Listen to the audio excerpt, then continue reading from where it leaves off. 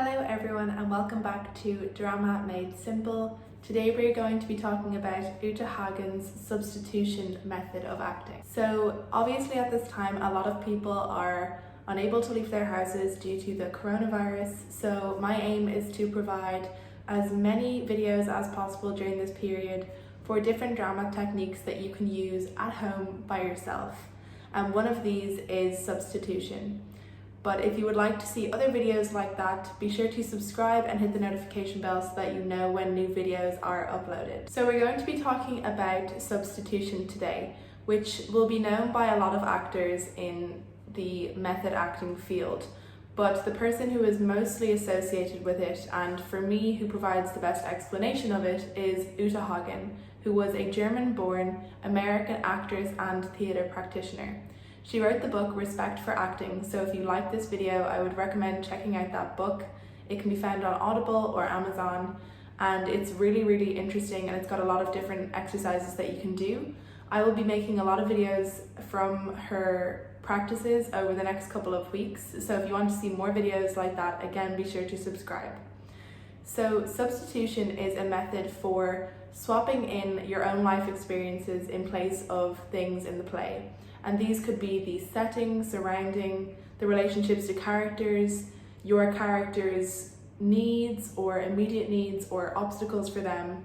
If the material itself is not enough to make you believe in the character or the setting or the events, then you need to do some sort of substitution to make them real for you. Often we will do this intuitively, that you will have some elements of the character that you already relate to. So you don't need substitutions in those cases if you already have made some sort of implicit relationship between something in the character's life and your own life.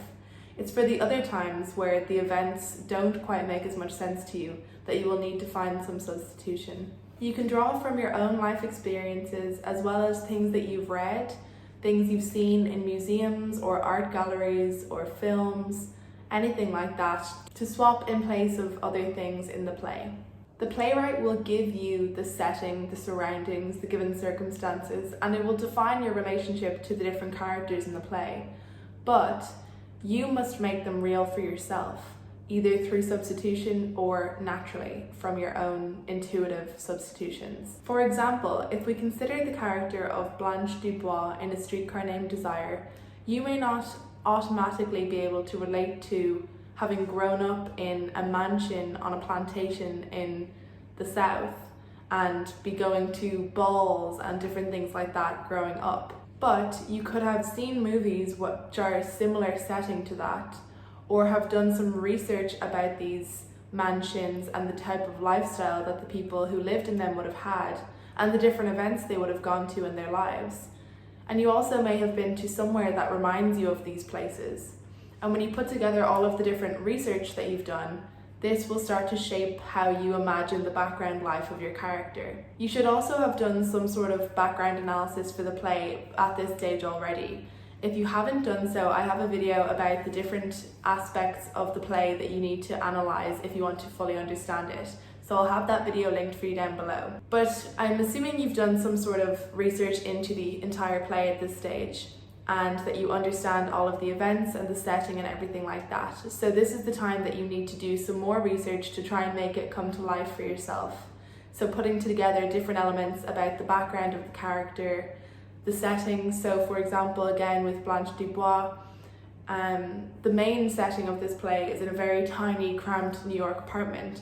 Now you might not live in that kind of cramped space, but you might have been there in some similar space at some time, and you can remember the feelings of being in a space like that. So it's about using all of these different things from your experience and from things that you've seen to swap in place of the character's surroundings and feelings and everything like that. Similarly, Blanche's character has several needs for love, beauty, sensuality, as well as a need for perfection and a delusion when things go wrong. Now you might not relate to having these constant needs, but you might be able to remember a time where you had a need that was similar to this. It may not be as paramount in your life as it is for Blanche, but you can remember it and you can try and draw on the memory of feeling that way to be able to understand her specific needs and try to capture those on stage. Substitution is an ongoing process. So when you're in the beginning phase, you'll be doing a ton of research and trying to understand as much about the play as you can, and trying to substitute in anything that doesn't quite immediately come to mind for you.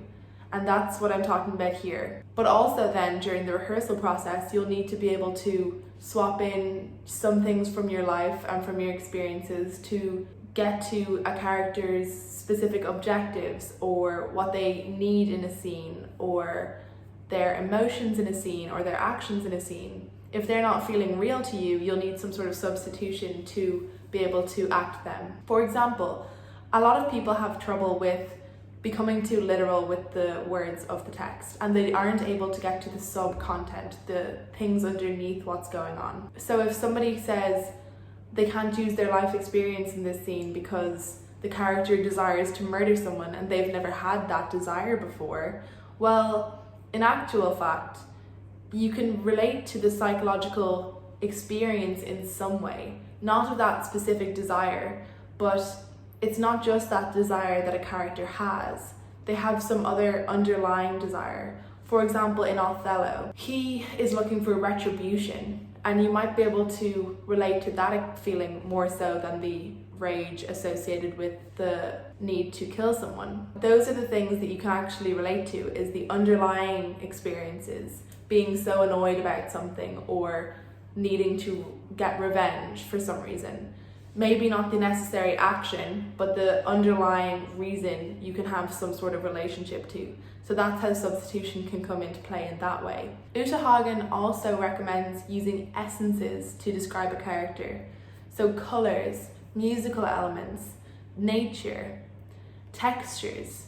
So in that way, you can start to have all these smaller elements that you've come across that really describe or sum up a character to you. A good exercise would be to put together a vision or mood board for a character of all the different things that remind you of them.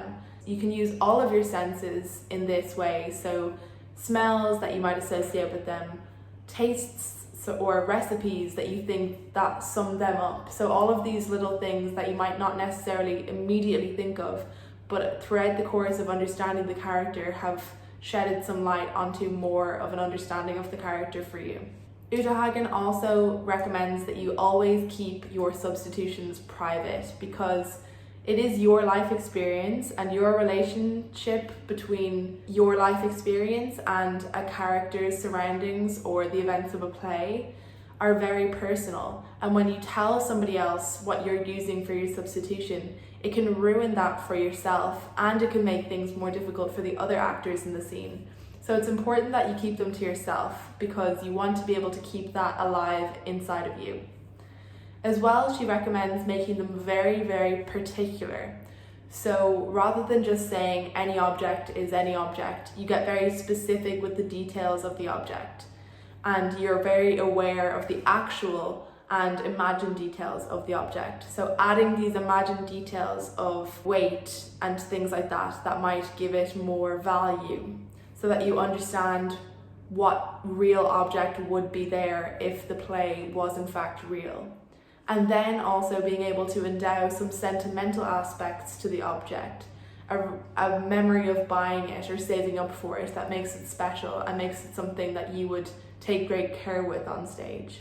So having all of those things associated with a given object will allow it to become more real on stage. So I recommend that you try out these different substitution methods for any part of the play that you're having difficulty finding the truth in. It can really help to really bring things to life and to make things seem more real to you and to the audience. If this has helped you, let me know in the comments below, as well as what future videos you would like to see, because I am trying to make more videos at the moment and I would love to hear what you guys would like to see. So if you want to see these upcoming videos, be sure to subscribe and hit the notification bell so that you know when the videos are uploaded, and I will see you guys in the next video.